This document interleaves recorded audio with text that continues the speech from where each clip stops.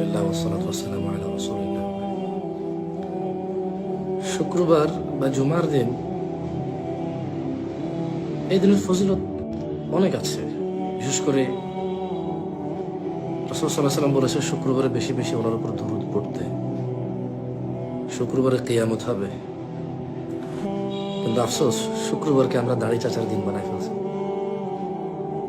মানে দিনে 8 দিন বা 7 দিন আমরা অপেক্ষা করি কোন দিন শুক্রবার আসবে।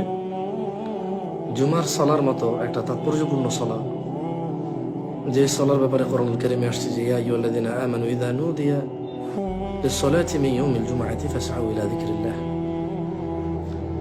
আল্লাহ সুবহানাহু ওয়া তাআলা এই জুমার নামাজের নাম ধরে বলেছে যে হে মুমিনরা, জুমার দিনের আজান হয়ে গেলে তোমরা বেচাকেনা বন্ধ করে দাও, আল্লাহর স্মরণের দিকে তোমরা ধাবিত হও। অথচ এই জুমার দিনকে আমরা করে ফেলেছি দাড়ি চাচার দিন।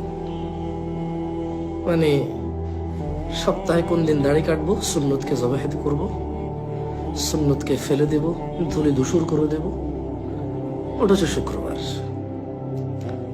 ঠিক যেমন আল্লাহ সুবহানাহু ওয়া তাআলা মানে রাসূল সাল্লাল্লাহু আলাইহি ওয়াসাল্লাম হাদিসে বলেছে যে রোজাদার ব্যক্তির জন্য 2টি উপহার রয়েছে আল্লাহর পক্ষ থেকে, 2টি আনন্দ রয়েছে, তৃপ্তি রয়েছে। এক, সারাদিন ক্ষুধার্ত অবস্থায় থাকে, সে ইফতারি করে, এতে সে তৃপ্তি পায়।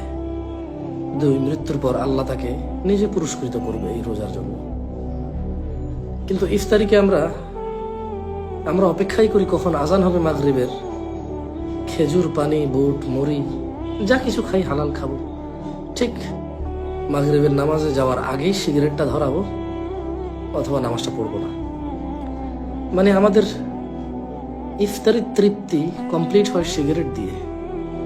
কেমন সারাদিন রোজা রেখে ঠিক ইফতারির পরে নামাজের আগ মুহূর্তে অথবা নামাজের পর মুহূর্তে সিগারেটটাকে ধরিয়ে তৃপ্তি, মানে মানুষ আত্মতৃপ্তি সাধন করে। তো সুবহানাল্লাহ ওয়া বিহামদিহি সুবহানাল্লাহিল আযীম। এটা খেয়াল করছি জিনিসগুলো আমি জানি না আপনারা এগুলো খেয়াল করেন কিনা।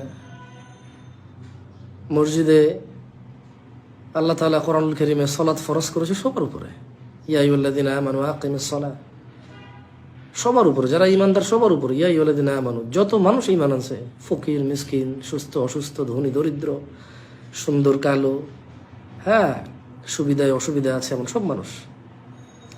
তিনি বলছে তোমরা যদি ঈমানদার হয়ে থাকো তাহলে আকিমিস সালাহ, তোমরা সালাতকে প্রতিষ্ঠিত করো। আর এখানে প্রত্যেকটা মসজিদের বাইরে মহিলারা আল্লাহর নামে ভিক্ষা চায়, আল্লাহকে সিজদা না করেই। তো এখানে গরিব মানুষের চিন্তা হয়ে গেছে যে ও গরিব, ও আল্লাহর নামে ভিক্ষা করবে, আল্লাহর জন্য সালাত আদায় করবে না। ও আল্লাহর দোহাই দিয়ে মানুষকে সাহায্য চাইবে মানুষের কাছে। হ্যাঁ, তো এই জিনিসগুলো চোখের সামনে পড়ে। পয়সাওয়ালারা মানে জাকাত দিবে না, এখন জাকাত দিবে না, জাকাতের শাড়ি, লুঙ্গি এগুলো বিতরণ করবে। এবং যে পরিমাণে সম্পদ সে উপার্জন করেছে হালাল ভাবে বা হারাম ভাবে হলে তো আর এটা জাকাত দিয়েও লাভ নেই। মানে তার উপার্জিত সম্পদ সে জাকাত দিয়ে এটাকে পবিত্র করবে না, সে কৃপণতা করবে। অথচ সে জানে যে সম্পদ ভোগ করা যায় না বেশি, নষ্ট করা যায় অনেক। সম্পদের মধ্যে যদি দান সাদাকা না থাকে, তাহলে সম্পদ ভোগ করা খুবই কঠিন, নষ্ট করা খুবই সহজ। জুয়া খেলা, মদ খাওয়া, মেয়েদের সাথে বাজে আড্ডা দেওয়া, তারপরে হচ্ছে আইয়াসি বিলাসিতা, অহংকার, দাম্ভিকতা করা সহজ। কিন্তু মানুষের কাছে টাকা আছে প্রচুর, খেয়ে ফেলবে, হ্যাঁ, সম্ভব না। একবারে যত কিছু হোক পেটের একটা লিমিট আছে। এখন পর্যন্ত এমন কোনো ওষুধ বের হয় নাই যে আমি এখন খাবো পেট ভরে, আর ওই ওষুধ খেলাম আমার ইনস্ট্যান্ট আবার খিদা লাগবে, এরকম বের হয় নাই। ঠিক আছে, তো সুবহানাল্লাহ, রমজানটা কেন জানি মানে উৎসব, পার্থিব জীবনের উৎসবে পরিণত হয়েছে।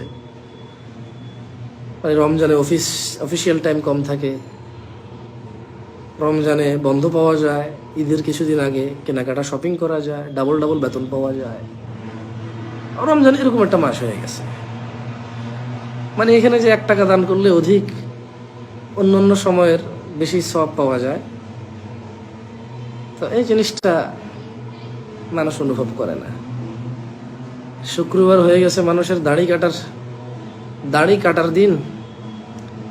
শুক্রবার হয়ে গেছে বৃহস্পতিবার সারা রাত জাগবা, ফজরের আগ মুহূর্তে ঘুমাইবা, জুমার জামাতের 5 মিনিট আগে অথবা জামাতের রুকু যেয়ে ধরবা, অথবা 1 রাকাত পাইবা। শুক্রবার হয়ে গেছে দাড়ি কাটার, শুক্রবার হয়ে গেছে প্রচুর পরিমাণে অধিক পরিমাণে ঘুমানোর দিন, শুক্রবার হয়ে গেছে প্রেমিকাকে নিয়ে ঘোরার দিন। শুক্রবার প্রেমিকার সাথে পার্কে যাওয়ার দিন এখন।